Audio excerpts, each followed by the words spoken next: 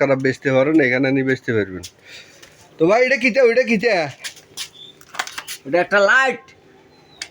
এটা খারাপ বেশি লেছে কেন? হ্যাঁ, এটা কত? এটা 100 টাকা। আরে মেয়ে কম কত কন? এটা 30 টাকা লোন দিতেন নি? 30 টাকা না 40 টাকা দিতেন নি? না 40 টাকা তো আইতেন না দিতাম। আর না, আচ্ছা তাহলে 50 টাকা।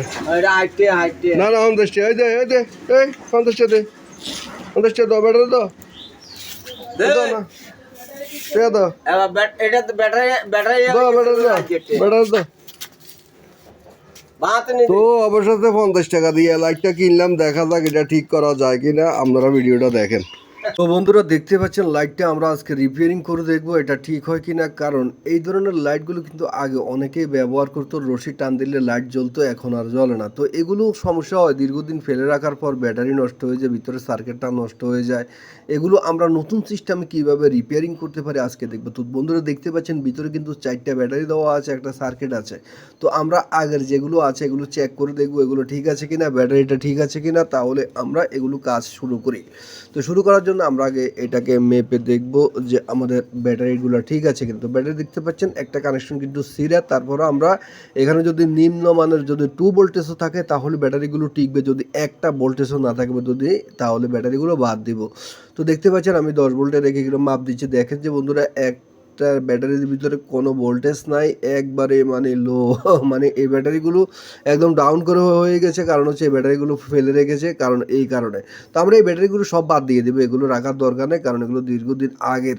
আমরা নতুন লিথিয়াম ব্যাটারি মার্কেটে পাওয়া যায় 50-60 টাকা করে। আমরা এই ধরনের 4টে ব্যাটারি লাগাবো, আর একটা যে কোনো একটা মোবাইল চার্জার ইয়ার সার্কিট দিয়ে আমরা এটা কানেকশন করে ফেলবো। তো দেখতে পাচ্ছেন এই ধরনের 4টে ব্যাটারি আমরা এখানে তুইলাম, এগুলো নেগেটিভ পজিটিভে একই কানেকশন করবেন, মানে প্যারালাল না। আপনি এইটা নেগেটিভ, সবগুলো নেগেটিভ একসাথে করবেন, পজিটিভ একসাথে করে একটা কানেকশন তৈরি করবেন। তো এটা খুবই সহজ কানেকশন, একটা থেকে আপনি 4টা করতে পারবেন। এভাবে আস্তে আস্তে আপনি কানেকশনগুলো করে ফেলবেন, এগুলো কিন্তু খুবই সহজ, এগুলো সবাই পারে।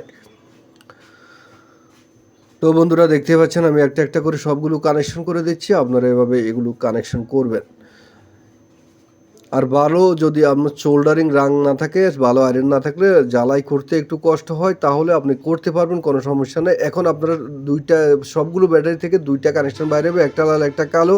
এখান থেকে 3.7 ভোল্টেজ মানে 4 ভোল্ট বাইরে হবে। আপনি এটা এই লাইটটা জ্বলার জন্য যথেষ্ট, কারণ এগুলো এই সিস্টেমে জ্বলে। আপনি সবগুলো লাইন যদি প্যারালাল করেন তাহলে এটা জ্বলে যাবে 12 ভোল্টের কারণে।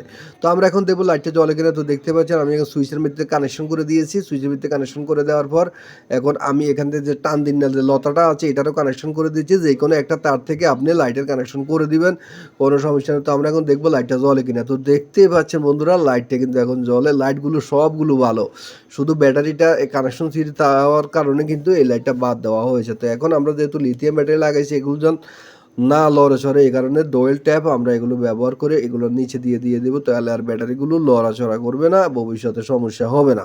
তো এগুলো এইভাবে সিস্টেম করে ঠিক করা যায়। আপনি যদি এটা আপনার কাছে থাকে তাহলে আপনি 300 টাকা খরচ করলে কিন্তু আপনার এই লাইটটা ঠিক হয়ে যায়, একদম খুবই সহজে আপনি ঠিক করতে পারেন। যদি কোনো ঠিক না করতে পারেন তাহলে আমার কাছে পাঠিয়ে দেবেন, কুরিয়ার সার্ভিস আমি পাঠিয়ে দিব আপনার কাছে ঠিক করে। তো বন্ধুরা সব কিছু কমপ্লিট করার পর আমরা এখন এটাকে ফিটিং করে সুন্দর করে আমরা এখন ফিটিং করে দেখবো লাইটটা ঠিক আছে কিনা।